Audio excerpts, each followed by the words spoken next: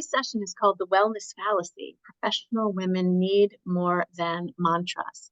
And the reason I picked this catchy title with my team is just that I hear so much from women about, well, if I just meditated a little more, I'm all about meditation. I teach that. If I just practice gratitude and if I have that as my mantra every day, then I should be better, right? And the reality is there's a lot to be said for taking personal responsibility for our health and well-being. And there are also a lot of structural and systemic kinds of obstacles that happen. And so what I was hoping today is to gather a group of really smart ladies to have a conversation with us around what is wellness, what is health and wellness, and what are we to do as women who are professional, women who care, women who want to make a difference. And Raf, this includes the guys too, so we're going to count you among us. And for any of the other gentlemen that might show up, I know there were a few on the list. Hey, Bobby Moore from Grand Rapids, nice to see you. So thanks everybody for putting in where you're from. And I love that learning spirit, Raf. So here's how it's going to go. What I'd like you to do, first of all, over in the chat, on a 1 to 5 scale as we get going, is to write 1 is low and 5 is high. So how important is personal wellness to you? How important is personal wellness? If you could just drop that number over in on the chat, that would be great. Thank you. Okay, I figured we'd get a whole bunch of 5s. So how about this? How difficult is maintaining your health and wellness on that same 1 to 5? Is it super easy? That would be a 5. Is it really hard? And that would be a 1. So how is it? We got some 3s and halves. We got a 2, 4. Yeah, so there's a little bit more tension in that kind of number. And so that's all good. Here's the last question, and then I'll fully introduce myself and our panelists for our conversation today. Last question is, what's your big question for this panel today in terms of health and wellness? And make it short, okay? Not too long. Like, what would be I'm really concerned about X. If you just drop that in the chat, and probably you all know this by now since we've been on Zoom for the better part of 3 years, but the ellipsis at the very, very, very bottom of the chat, you can save the chat. If you want to have any of this recorded for yourselves, you can click on that. It's save chat, and you can save that chat. So, staying healthy as I age, sustainable practices, minimizing the impact of caregiving for others. That's really important. Excellent. I'm loving what I'm seeing so far. I want to welcome the few people that have shown up here looking for healthy mindset to contemplate as you juggle. Yes, of course. Best practices, reducing stress that are sustainable. I love it. So we're going to keep referencing this. Okay, so I'm Dr. Chris Johnson. And like I said, I wanted to host this roundtable because I think health and wellness, besides being a burgeoning industry to the point of, what did I just read, Renee? You shared it with me. It's like $5.6 trillion. It has grown since the pandemic. One of the concerns is, are we asking folks, men and women, to take on the responsibility of systemic issues that are bigger than us? And the tension of each of us are living our lives. And so how do we want to live them? And how do we actually create the conditions for which we can operate and live in a healthy and well kind of way? So I'm a psychologist, trauma psychologist, mindfulness educator, and a master somatic leadership coach working with executives, and a lot of them executive women. One of the women that I spoke to not long ago, actually it was this fall, she's a C-suite healthcare executive, and she said to me, a coaching client, and she said, my colleagues and peers feel that life isn't stable. I'm at the end of my rope. I'm at my capacity. And this is a really smart woman. This is somebody who, has a lot of power to execute and manifest changes, and yet she too is struggling. And then the Nielsen report in 2021 says that health and wellness, the single most powerful consumer force, is this wellness industry. So that's who I am. And what Alyssa's going to do, my trusty assistants, for those that you don't know, hello, Sue Staker from California. I like seeing you here. What Alyssa's going to do is spotlight our guests. All of the rest of you will be in gallery view on mute, and we'll ask at different times to put some questions in the chat. And once everybody arrives up here on the spotlight, then I'm going to throw these ladies some questions, and we're going to have a great discussion about how things will go. So before we get started into those questions, let me just introduce our guest today. I'm so happy you guys are here, I just have to say. So Renee Moorfield is the CEO of Wisdom Works. It's a social enterprise that works with global companies to bring science and practices of human thriving to their cultures, brands, and their leadership. She's also the executive director of Be Well, Lead Well. It's a science-based platform for assessments, culture change, etc. She's on the board of the Global Wellness Institute, which we were just talking about and referencing, and on the advisory board for the mental health nonprofit John W. Brick. Her priority is to make thriving a priority at work and home and in all walks of life. Belinda Ruiz is the founder and nurse practitioner at Be Holistic Health, a cutting-edge concierge functional medicine virtual clinic. That is a mouthful, I must say. It's true. I have benefited a lot from functional medicine, so I'm really glad you're here. And her whole thing is to look at the foundation of pillars of health, and her work and her mission is centered on making the healthcare system imbued with empathy and personalization for each and every client. So that's Belinda. And Dr. Cindy Tsai, am I saying your name right? Yeah, Tsai, is a double board certified physician. She's a TEDx speaker. Her business is, and she's the chief wellness officer at Yes and More, which is a personal growth and wellness company. And her passions also lie in preventative health and holistic well-being with a vision to foster a healthier and happier world. My business, Q4 Consulting, doesn't look as obvious as all these names. Wisdom Works, Be Holistic, Yes and More. Q4 Consulting is founded on the concept of quaternity, that mind, body, and spirit in community is how we all get healthy and well. So all of us are here because we care about this. So then the question is, okay, what do we do in the systems that we live in? So what I would like to lob over to you all, and I prepped a little bit by sharing an article from The Guardian with these folks that was a little bit provocative in terms of like, what are we really doing with wellness and self-care? And what ought we be doing? Or are we simple by simply giving platitudes? And one comment that stood out, and then I'll throw the question over, is, and before I do that, let me just say, before I throw the question over, if you have a question that you want to ask over in the chat, put a giant capital Q and then write your question, and Alyssa's going to be taking those questions and we'll get back to them. Okay, so I want to make sure that folks are feeling like you're getting what you wanted out of your time today. So the wellness industry offers certainty was one of the comments from the article. The Wellness Institute industry offers certainty. So what I'm wondering from each of you ladies, and actually I'm going to start with you, Renee, if you would give it a go. We're just going to have a conversation, but what is wellness? And is there a fallacy? I think there might be, but what is wellness as you describe it? Boy, that's a big question. And first off, thanks for inviting me to be a part of the roundtable. I just noticed that as you were speaking, the sun came behind the house and there's a huge glare. So hopefully it's not too glary. I'll try to shift if it does get too glary.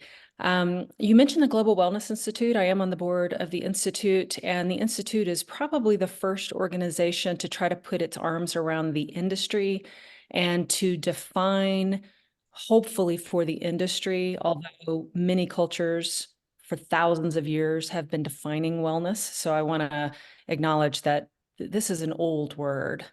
And the Institute is trying to define it in a new way. And I actually looked up how they're defining it to make sure I'm being pure to it. Wellness is an active pursuit of activities, choices, and lifestyles that lead to a state of holistic health and well-being. So an active pursuit. So this part of what we are, our decisions, our behaviors, our purchase choices, for activities, choices, and lifestyles that lead to a state of holistic health and well-being. So that is the definition that the Global Wellness Institute is kind of setting forth to try to have a general definition of wellness for us all to use. I think that differs a little, and you didn't ask this, and we could talk about it later, but I think that differs a little than well-being.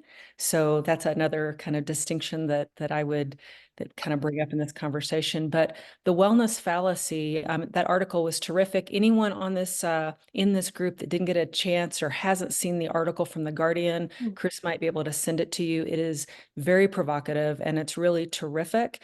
And it's talking about how the industry itself is selling certainty. And that certainty means that if you just meditate, if you just take stress management classes, if you just do your yoga practice, if you just do that cold water treatment or be in the spa, you are going to experience a deep level of holistic health and well-being. And I think that's the fallacy itself, is that it is driving people with an underlying belief, number one, that there is a silver bullet when it comes to our well-being. And that's why I brought that up earlier. I think well-being is a whole different thing. So that there is a silver bullet. That's number one. It also, the thing that I probably dislike about that approach, and it's an approach that's been used in companies around the world beyond wellness, but that it gives people a sense that they lack something, that there is a gap within us. When I certainly have a belief, and I have a feeling that this roundtable would probably agree, and many of the people on the call would agree, that as a living system, as a biological system, each one of us has already the innate capacity to thrive. So any treatment, all those treatments I mentioned are fantastic. They're all fantastic. And they're all things that I like doing personally, by the way.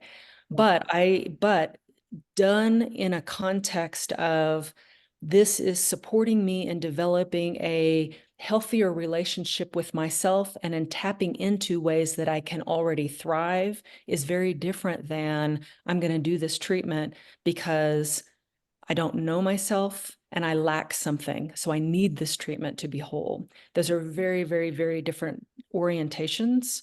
Yeah. And to me, that's the deepest, that's part of the wellness fallacy that I think is not helping us as an industry, actually. Yeah, thanks so much. I'm curious, Cindy, what do you got on this question? Wellness. What is wellness? Kind of riffing off of Renee's response here. Yeah, I love the definition that she shared. And I'm also involved in the Global Wellness Institute. So I'm very much on board with that. I think it really is a very holistic approach that we need to look at all the different aspects. It's not just the habits, right? It's also the choices and, your perspectives and all of that. And when I think about the wellness fallacy and how, after reading that article, I think for me, what stood out is that it's not one size fits all. And a lot of times when we become very prescriptive with the different wellness trends and whatever's going on, a lot of times it can be potentially harmful for people when they just follow the guidance blindly, right? And then they essentially lose sight of that connection to who they are, their intuition, their real needs. And I think that really adds to what Renee was sharing about how we are innately whole and we're capable of thriving and being well. A lot of times I think it's because we are not able to really hear and listen to our body's needs and requirements. And so that makes it challenging. So I think for me, it's really about recognizing that we're all human, but we also are different people who require different things. And it's really about understanding yourself, right? I think that's really important about being well. It's, you need to know who you are, what you need, and to bring in those components so that you can really thrive and be well. Thanks, Cindy. Yeah, so it's not one size fits all. And I know that, Belinda, your orientation at Be Holistic is really about customizing your response and your care. So can you speak to this question about what is wellness and how you're grappling with it where you are in your functional medicine practice? Yes, absolutely. I agree with both women. A lot of wellness, when I teach this to people, is it's your physical, it's your emotional. It can also sometimes be spiritual, also how we look at things, how we perceive things, like Cindy was saying. But most importantly, do you know your body? You know, if we don't know what makes us tick, what makes us feel better, and we're just in this rat race of doing, it can be really difficult to fine tune and really listen to those cues. For me, what I find is the same thing what Cindy was saying is people will follow these trends significantly and just blindly go through it.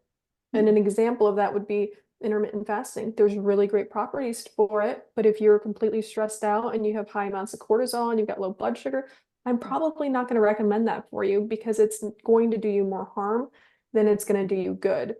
So I have a hard time, you know, as far as the fallacies of being able to also have people feel heard and feel seen. And I make that a really big priority because we go and we get care. These are people that we're trusting. And I think that also sets up, you know, are we having more wellness and having trusted authorities helping us, or are we just going off the internet of whatever it may be? So I definitely agree with all the things the ladies had said. And, you know, learn your body, learn who you are, and all the inner workings so that way you can make the best decision for yourself. Yeah. So learning your body, listening to our bodies. So here's where I got the idea for like, I think we should chat about this. The healthcare executive that I spoke about earlier, and she's at her wit's end, right? She's at capacity, really smart. She does yoga. She has meditation practice. She's like, Chris, this just isn't cutting it. And so here's the question. It's relative to stress. What is stress when there are larger systems at play? And the Guardian article also pointed out a statistic that 80% of the social determinants of health, 80%, the quality of the air, our food supply, our community, access to education, and all the care that you all might give, 80% of it is on systemic changes, not on individual. And yet we tend to talk about our health and well-being. And I do want to get back, Renee, about what's the distinction you're making with well-being versus being well. What do you do with stress when the systemic factors are big? So one of the statements in this article was like, you might be better off from a health and wellness perspective to join your local union wherever you're working than to take an extra meditation class. So what's stress and what are we to do with the social constructed pieces that are obstacles? And I'll let anybody jump in. I'm curious how you respond when people come to you and have questions about it. And folks here listening may also have questions. I can go. You can go ahead. Oh, go ahead. Go ahead. So when I look at stress, it's any internal or external factors that can create harm within the body as far as causing increased anxiety, heart rate, blood pressure. And really, is it negatively impacting us? Because there's good stress and then there's also bad stress. So bad stress, the things that we can't control, death of a parent, health issues, that type of stuff. But also what it's important to educate on is when you're looking at stress, are you looking at it as a negative factor or are you looking at it as a positive factor? Because under times of stress, let's say from an academic perspective, you're studying for a test, it's stressful, but it's going to hone you in on, are you going to do well in it or are you not going to do well? Are you going to procrastinate or are you going to study? So looking at it from a stress perspective and also the perception of it, we can perceive stress as being really, really bad, and it sucks us into a hole of illness and not doing well, anxiety, depression, these types of things. From a systemic standpoint, from what she was saying, I think that's important because that's going to elicit change from a grand scale, but also is it going to cause worse stress because you're fighting with politicians all day long? So for me, it's yes, we need to look at things from a global standpoint to where we can increase your stress buffer. So instead of having a stress resiliency tucked up tight, it's big and buoyant to where things are kind of bouncing off. And I think that's important because when we start getting things that start to tap at our stress levels, that resiliency kind of gets tighter and tighter and tighter. And that's when we have health concerns that happen. So looking at perception and doing those things, and that's where that wellness parts and those, the cold plunging, the sauna comes in, of increasing your stress resiliency in order to be able to handle bigger impact. Or you're like, okay, this is a problem, but I'm just going to let it roll off at this point. Well, there's something to be said. I know Kelly McGonigal, health psychologist out in California, talks a lot about the challenger kind of mindset of addressing those stresses when they come in. If you see it all as bad, then you're going to get some more bad. If you see it as an opportunity to increase and cultivate resilience. And so that's true. I think that from an individual perspective, I guess I'm also wondering about the larger societal structural pieces. Like if I don't make enough money to actually get to the doctor or to get to your concierge services, if I don't live in an area where there's, or I live in an area where there's a lot of pollution, let's say. And so what do we do there? And Cindy, I saw you nodding your head a lot. So could you just chime in? I'm sure you have something good to say. Sure. So first off, in terms of stress, I always say that stress is normal. It's a normal part of life. And if you really think about it, it's basically how our body responds to potential threats and danger. And so I just like to break it down into that way, because a lot of times when we talk about stress, it has this negative connotation about how, we don't want to feel stress and things like that. I think the concern is primarily when we're talking about acute versus chronic stress, right? Where a lot of times acute stress, something like maybe you're caught in traffic, whatever, you're running late for an appointment, but you go through the event instant and you're better. Whereas chronic stress is really something that's ongoing, persistent. Maybe you're caregiving for a family member who's very sick. That's going to be a long process.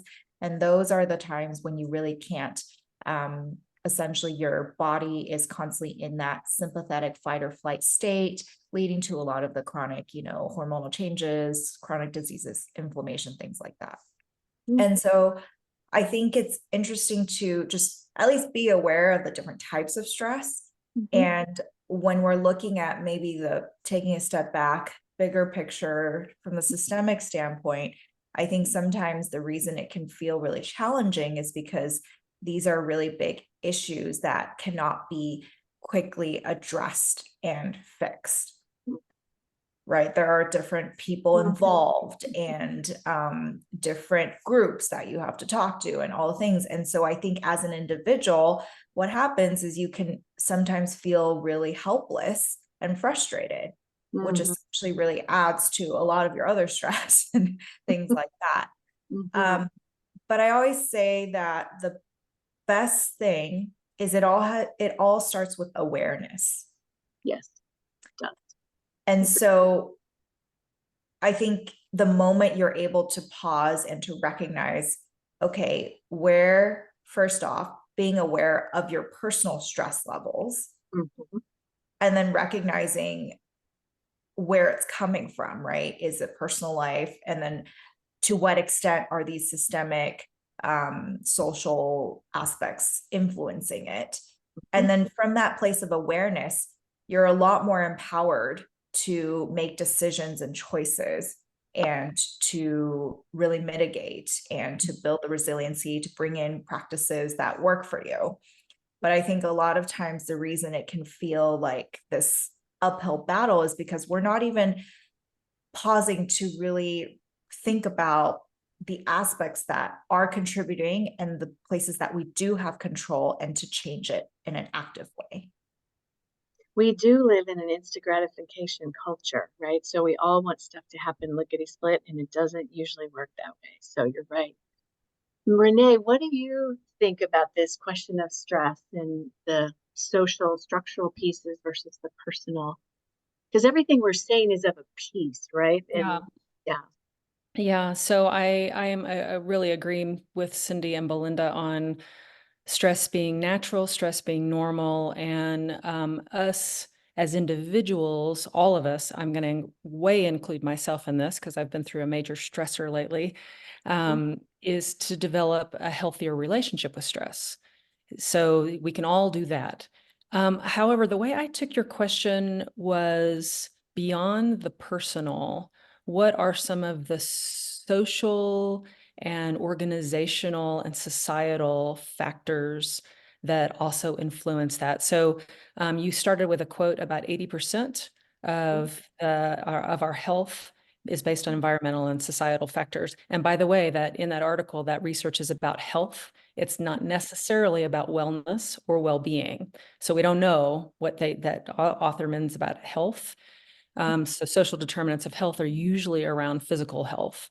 So we don't know what that means about well-being, but some other studies I've seen say about 50% when it comes to our well-being, about 50% are things we can do on our own, but about 50% are social and environmental factors that are influencing us. When we're working with organizations, we are asking this question because we're usually working with leaders and we're actually doing assessments of how the extent to which the organization is thriving, people in the organization are thriving. And I can tell you from that vantage that often when we find people are not doing well, if they're showing low resilience scores, they're showing low engagement at work scores, they're showing, it is usually not always a wellness behavior that they need to work on, like eating, like moving, like resting, like breathing. It's usually something like having more autonomy at work, or having a greater sense of belonging at work, feeling valued, feeling heard, feeling like that they can speak authentically, feeling psychologically safe at work.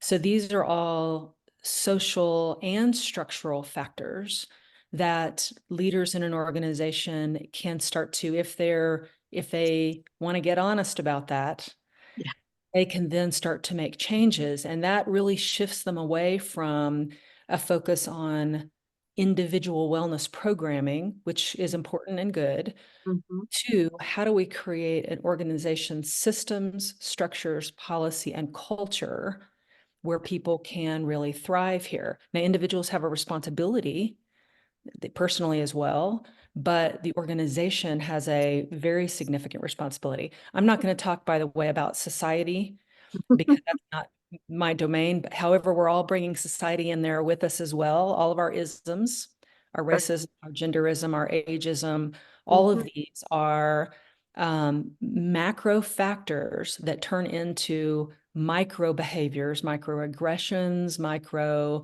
tendencies every day and how we treat each other. And I can say that for most organizations we work with, one of the most pivotal places to work is in the teams. Most, in people, we think of ourselves as very individual, but the truth is work does not get done without each other. Whether it's in our organization, whether it's in our family system, we need each other. And so it's in those relationships, one with our immediate manager, if we're at work, that the data shows the relationship we have with our immediate manager will shape our experience. And then the relationship we have with people around us. Do we feel like we've got a handful of people at work that we really trust, that we really feel supported by, that we really feel heard by? So these are factors that I think are even at least as important. I know when I first started my career, and this is 30 something years ago, there was a study in Rosito, I think it was Pennsylvania, but that was a little town in the US where there was a very high incidence of smoking, but also a very high incidence of well-being. And at that time, they couldn't figure out how is it that we got so many smokers here, but such high levels of well-being. And it was this was a town that especially when crisis happened, there was a strong community. Everyone knew they had a net to lean into, a net of each other, of friends, of family, of relationships. And that really, even then, 30 something years ago, totally shifted my perspective on what are the factors of our deeper well-being. And it's not just our wellness behaviors. It's what are the contexts in which bring out the best in us and we bring out the best in each other. So that's what I would add. Yeah, well, you just lobbed the softball for the next question, which is, well, it makes me think about it makes me think of the research at Google, the Project Aristotle, when they basically did all the interviews, and the net result is that psychological safety and having a voice, and that that group of people to lean into, so that when the challenges come, we could speak up. That distinguished the performing teams that were high performing teams, right? And so this idea of challenge and rising to the challenge. And so then my next question is really about, what's the distinction with well-being? So wellness behaviors versus well-being. How are you all seeing that? I'm going to let you answer while I take a look at the chat. Well-being. Well, I'll start on that one only because I threw it out there a while ago. Wellness behaviors, I told you, wellness as a definition, at least from the Global Wellness Institute, of this active, conscious pursuit. Well-being, my sense is this, there's a couple of ways I think that you can define this. One, as we already talked about, an innate capacity. So as a living system, you are biologically hardwired not just to survive, but you are hardwired with the capacity to thrive and to grow. And to that sense of, my sense is, when people experience a level of well-being, they feel an internally well-resourced to deal with what's happening in their life and work. All of our lives have ups and downs. We all have challenges, and we all have times that are boring, and we all have the human experience. But do we feel internally well-resourced? So, and that's now there's also the external resourcefulness. We are in places of privilege to be able to say we have this internal well-resource, and external. Most people on this call, I would imagine, also have external resources to support them. The other way I think about well-being personally is the relationship we have with ourselves. So I can be eating well, I can be exercising, I can be doing my meditation practice, but if all of that is done from a place of self-harm, self-loathing, harsh self-judgment, then all those things are done from a place of inner lack and inner gap. And so well-being is this, I think, a deeper sense of, what is that healthy relationship that I can build with myself and with others and with the larger world and with something greater than myself, a larger purpose or something transcendent, whatever, however someone defines that for themselves. So one of the most important questions when we're working with clients is, what does it mean for you to be well? What does it mean for you to thrive? Because no one, the way that I just described well-being, no one can define it for you. Nobody can define it for you.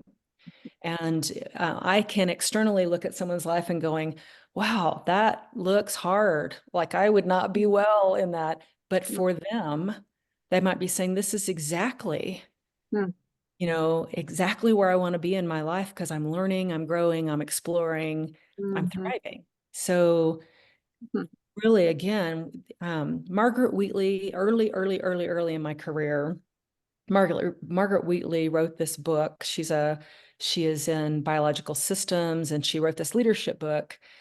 And in it, won't quote her well, but she said something about a system becomes more well when you enable it to turn attention onto itself. When it becomes more aware of itself, it has the capacity to become more well, because it gets to know itself and what enables it to thrive. And that's an individual, a team, an organization, a community, a neighborhood. So that to me would be the difference between wellness as a behavior and well-being as a deeper orientation to life. Well, and it speaks to what both Belinda and Cindy have said, that it starts with awareness, self-awareness, right? And right there. And I just want to throw in this, you were talking about relationship to ourselves and this notion of self-compassion, and where does that play? My sense is, from having chatted with all of you at some point in time, that this notion of self-compassion and holding oneself as the beautiful gem that we each are is an orientation that we have. So I'd be curious, Cindy, what are you riffing off of when you're thinking well-being and all those systems and self-compassion? Yeah, for sure. So when I think about well-being, to me, I see it as this broader and more comprehensive state. And so it's not just the physical health, it's also your happiness, your fulfillment, overall life satisfaction, just really being holistic. And I think I had seen in the comments social well-being and, financial well-being, like all these other aspects and components that I think are important to be aware and to address to really help promote your overall internal state, right, of health and happiness overall. And I think self-compassion is a really, really important skill and practice that I work with clients on all the time, especially for high achieving, accomplished women. I know for me personally, that was a big journey. I remember when I first learned the concept and just it being really foreign to me because I was always so hard on myself. But I think that self-compassion is really so necessary in terms of our overall health and well-being, because you can't, for example, looking at weight loss, a lot of times, weight loss is not just the things you're eating, it's also how you're seeing and feeling about yourself. And unfortunately, I think a lot of times people go on very restrictive diets and, go super extreme, and then they may be able to lose some weight, but they don't sustain it. And I always say you can't hate yourself thin. Yeah. Okay.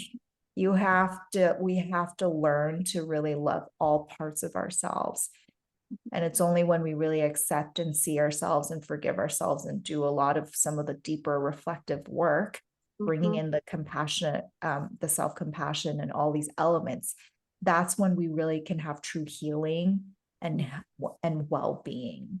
So it's definitely a pretty deep topic, but it's very necessary. And I really hope that more people are open and aware and practicing it. Yeah, in this culture where everything's like, really, can I just do the 6-week program and I'll be all good? And I've lost the weight and I'm all toned and my health as well. I think that we're battling that, all of us here and probably all of us on this call, right? Like, how do we navigate that kind of tension? And so I'm really curious. Belinda, you want to weigh in on any of that in terms of any of that? Yeah, I think the context and the information is really important. And, the internal state and that self-compassion is huge. And one of the few questions that I'll ask clients are, do you love yourself? Do you feel worthy? Are you happy? And I watch specifically for the happiness cue because they'll kind of pause and then they'll answer and it'll be like yes. And then diving deeper into that because it's conditioned happiness. I'll be happy when X happens. I'll be happy when I lose the weight. When in reality, that self-compassion and being happy, your happiness shouldn't change and be leveled on conditional outcomes. It's a state of being and being, the gratitude, the joy, all of these different components that allow us to say, okay, well, social conditioning has taught us that we have to be this certain way, and really kind of fighting against that, of that people pleasing, or, you make a mistake and, you've done all these wrong things, instead of looking at it as, okay, I made a mistake. What's the lesson? Moving on. But a lot of times what that does is it starts to chip away at that self-compassion and that internal state, which therefore will decrease that well-being as well. Okay, so here guys go. This is great. Entree to the next question. So actually, and the Guardian article, which I will share with everybody on this call because it's a great provocative article, but one of the questions is, and it's a fabulous question, it's an ancient question. What does it actually mean to live a good life? What does it mean to live a good life? What does it mean? Oh, Yeah, go ahead. I think to live a good life is to look internally of what drives your happiness. So the nutrition, the exercise, your stress perception, joy, love, purpose, community, and growth, and really looking at what makes me happy, because not every one individual has the same needs or wants with that. And I think when we can start going internal instead of looking at what society has taught us, it allows us to fully figure out what we want to create a life that is great. So I'm hearing implied in that answer, Belinda, that you believe that we can, that you hold that we are creators and we can make stuff happen. 100%. Okay, cool. What else? What does it take to live a good life, ladies? And actually, all of you listening on the chat, what does it take to live a good life? Can you just write some of your ideas in the chat? I see a couple questions, but we want to come back to you. So what does it take to live a good life? Cindy. I think for me, when I think about living a good life, there has to be there are several components. Definitely there's joy, fulfillment, and also purpose, really having that deeper meaning in who you are and being authentic and true to that. And I think that oftentimes is much easier said than done, especially when we've been raised a certain way, different cultures, societal expectations, gender norms, conditioning. And I find that a lot of the process of going through life is undoing a lot of these stories that maybe we have held on to, and to really examine who are we really, what really drives you, what lights you up, and your values, your aspirations, and really honoring that. And that takes a lot of self-awareness, right? and also support and community and all of that, but also a lot of courage to be able, and self-compassion, of course, right, to go through this process. Yeah, there's a lot there. And I know Renee mentioned, that we're all probably likely on this call pretty privileged as it goes. And so to be aware of the isms and all the societal influences that we come with.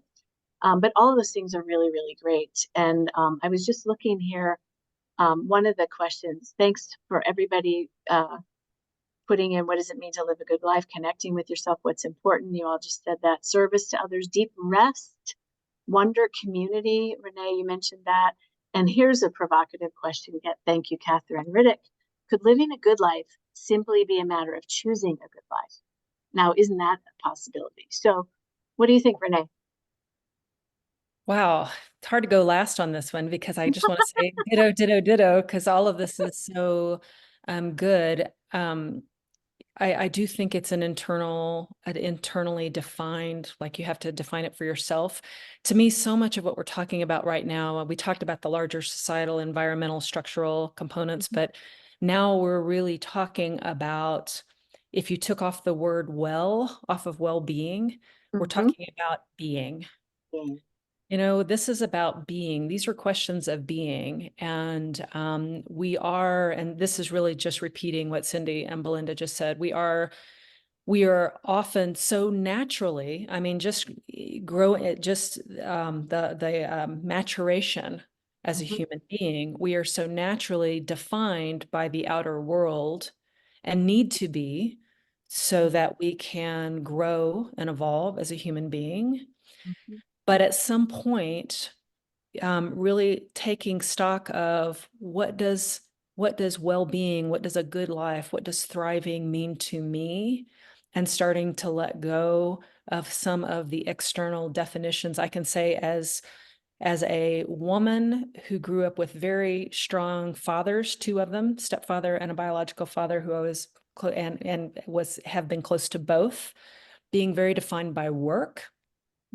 That's been something that I find myself, now in my late 50s, saying, okay, I don't know that I want to be defined by it. I didn't realize how defined I was, and I'm not sure I want to be defined in the same way. by this anymore, by that level of achievement equals well-being.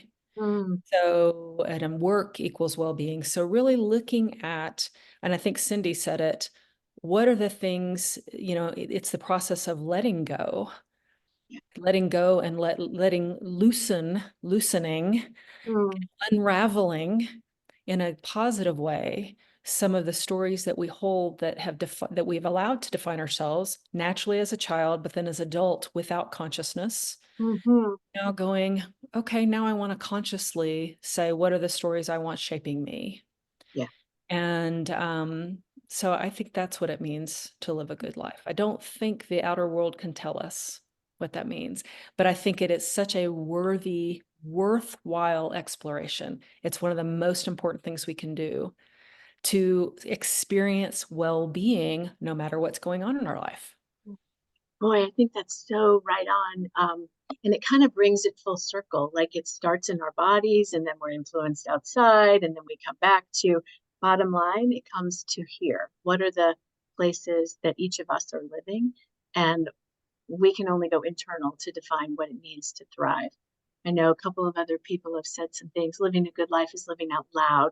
And I want to say that living out loud is about owning my responsibility to actually make the choices that are going to further thriving where I am, either personally and or with the people that we're with.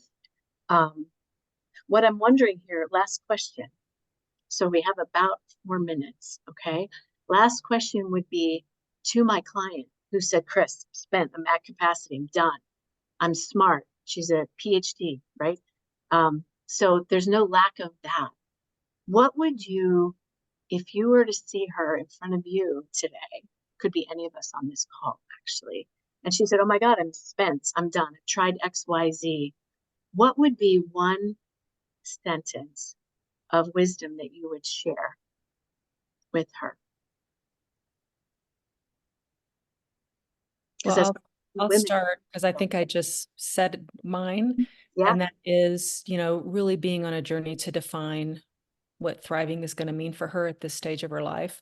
By the way, being smart and being super accomplished and having achieved a lot it can get in the way of that process. Yeah. Because, what you're doing is working for achievement, but Right. might not be working for your well-being. I And love we that have- statement.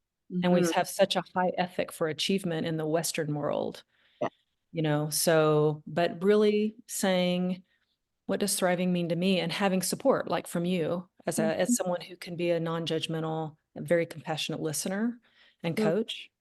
That's what I would invite her to do. Yeah. What would it mean for you to thrive? Thank you. Ladies, Cindy, Linda. I think what comes up to share is there's no one right way. Hmm. There's only the way that works for you. Mhm. And to really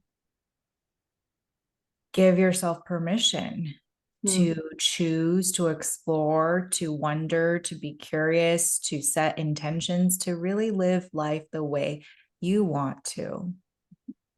And I think a lot of times we just forget that we actually are in control, that we get to choose, and we've lived a certain way for a number of years, and we don't pause to reassess and recommit and redecide.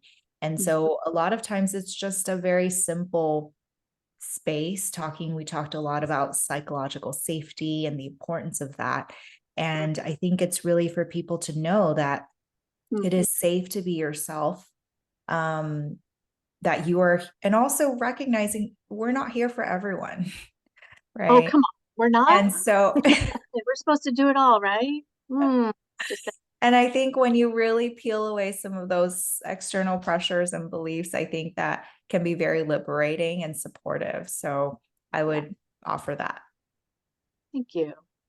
Belinda, what do you got? And then I'm going to look for a question as we I'm going to go a little different. I'm going to go with how are you setting up your day-to-day from a habit stacking perspective that's not overwhelming, but it's fueling your ROI on your overall well-being of health? Are you drinking your water? Are you getting outside? Are you exercising? Are you taking a minute, 30 seconds, whatever it may be, to where you can build those into your schedule that's non-negotiable? Got it. So thank you. What I'm hearing is, what will it take for you to thrive? Can you have the courage to really listen to what's true for you? Because one size doesn't fit all. And then the courage to do the day-to-day stuff, the habit stacking stuff inside of that to actually move toward greater health and well-being. And I think for sure Renee's accurate and on it, that it isn't about smarts. It's really about the choices that we make to extend the thrivingness in our lives. There's a lot of great quotes, comments over in the chat. We have an opportunity to model another way of being for the women and our daughters. And I would say, yes, thank you for that closing comment, Ellen, because that's exactly why hosting a conversation like this today is so important, is that it is on us and we can share. And that's a really powerful offer that all of us are for this. So I know we're right at time. Thank you so much. People offered a lot in here, great conversation, optimism, etc. So what we're going to do is wind up now. And if Alyssa, if you could take us off of Spotlight, that would be great. And if those of you who are off of video could come on, if you can't, I get it. No harm, no foul there. But I like to end my calls like this, in as much as possible, to actually, we got one more coming off. All right, is to actually look at each other across the screen, pick somebody else, and raise your hands and offer them a little bit of love and care across the miles today. So thank you all today. You'll hear from me soon. You'll have a copy of the recording. Yes, I love it. Thanks. Bye. Have a great day and afternoon and wellness to all of you. Take care. Bye-bye.